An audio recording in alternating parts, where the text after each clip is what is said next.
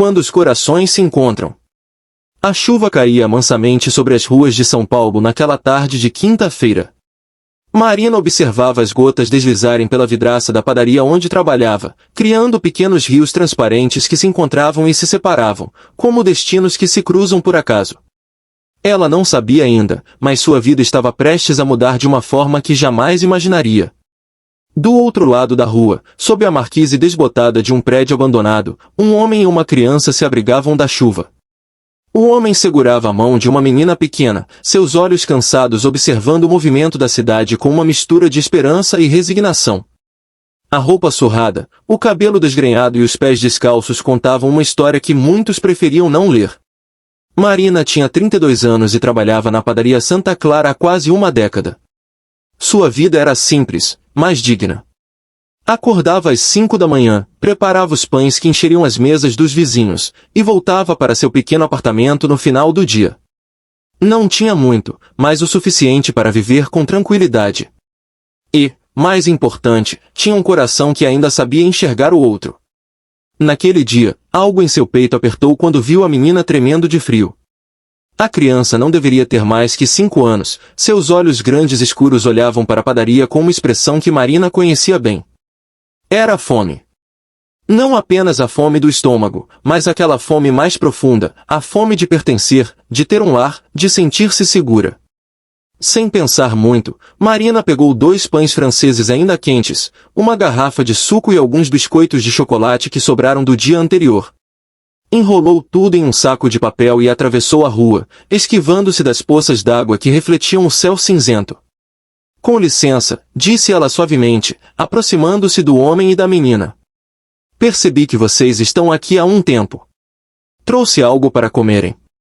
O homem levantou os olhos, surpreso.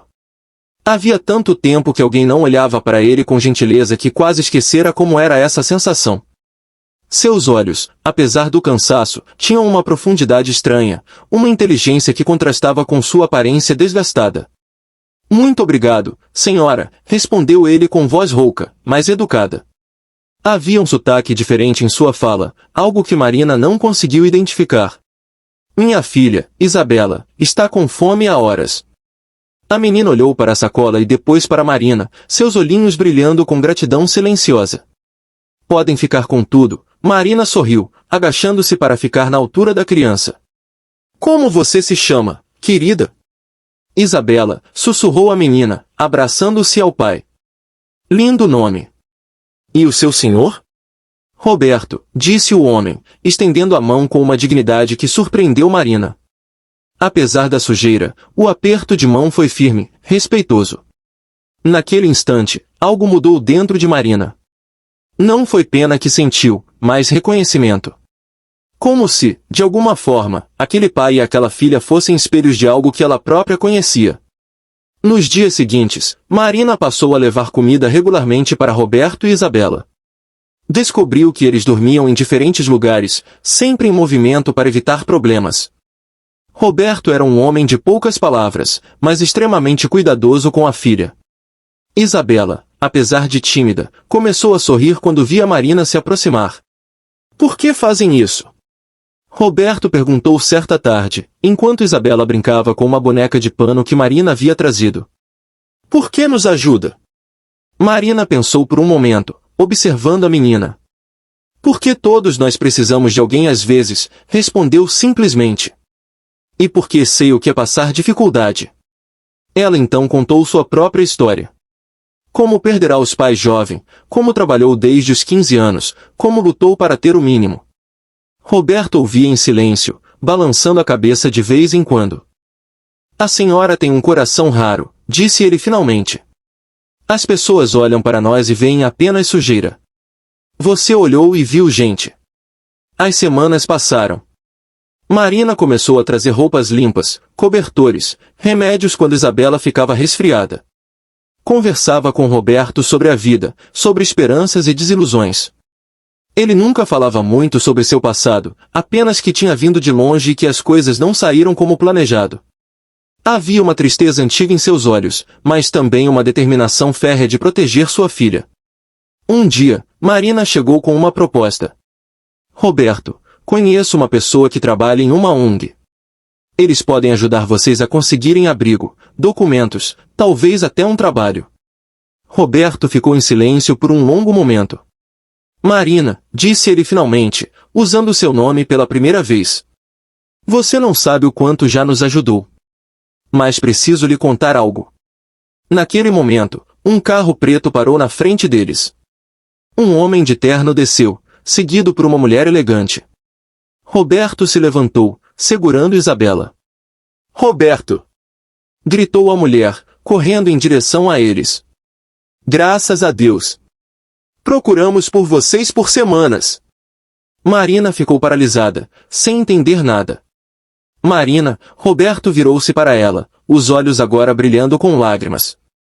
Meu nome completo é Roberto Alcântara. Era, médico. Neurologista. Ele respirou fundo antes de continuar. Há 2 meses, minha esposa faleceu em um acidente. Entrei em depressão profunda, perdi o consultório, a casa, tudo. Meus colegas tentaram me ajudar, mas eu fugi com Isabela. Não consegui aceitar que tinha falhado. Que não pude salvá-la, sua voz quebrou. Acabamos nas ruas, e eu estava tão perdido na minha dor que nem conseguia pedir ajuda. A mulher de terno era a doutora Patrícia, uma colega de Roberto. Ela explicou que toda a comunidade médica estava procurando por ele, preocupada. Que havia tratamento, apoio, uma rede pronta para acolhê-lo. Mas foi você, Marina, Roberto segurou as mãos dela, que me salvou de verdade. Não com dinheiro ou conexões. Você me salvou com dignidade. Você olhou para mim quando eu era nada e me tratou como ser humano. Me fez lembrar que ainda havia bondade no mundo.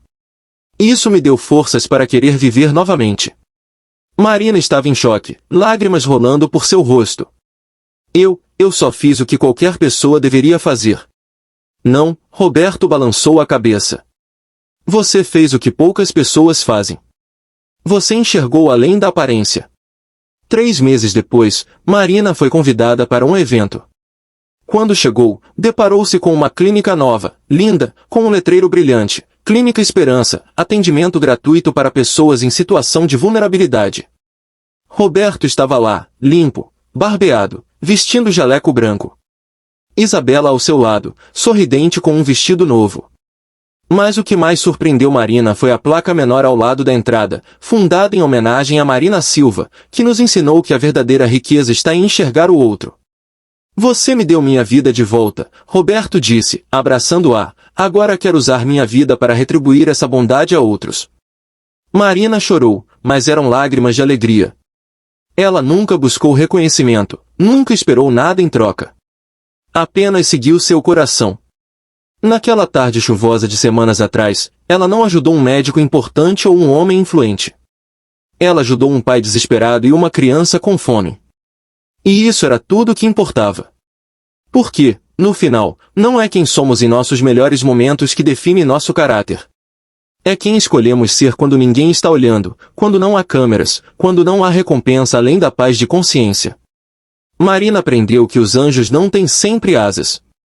Às vezes, eles têm olhos cansados e pés descalços, esperando apenas que alguém lembre que eles também são humanos, também merecem amor e dignidade. E Roberto aprendeu que, mesmo nas trevas mais profundas, uma pequena luz de bondade pode iluminar o caminho de volta para casa. Isabela, anos depois, se tornaria médica como o pai. E sempre que alguém lhe perguntava por que escolher essa profissão, ela contava a história de uma padeira que salvou sua família com pão, bondade e humanidade. Porque as melhores histórias não são sobre riqueza ou fama. São sobre os momentos simples em que escolhemos ser a diferença na vida de alguém. E essas histórias, como o pão que Marina fazia todas as manhãs, alimentam não apenas o corpo, mas também a alma. A chuva que caía naquela tarde não foi apenas água lavando as ruas. Foi o começo de uma história sobre como a bondade, mesmo a mais simples, pode transformar vidas de maneiras que jamais imaginaríamos.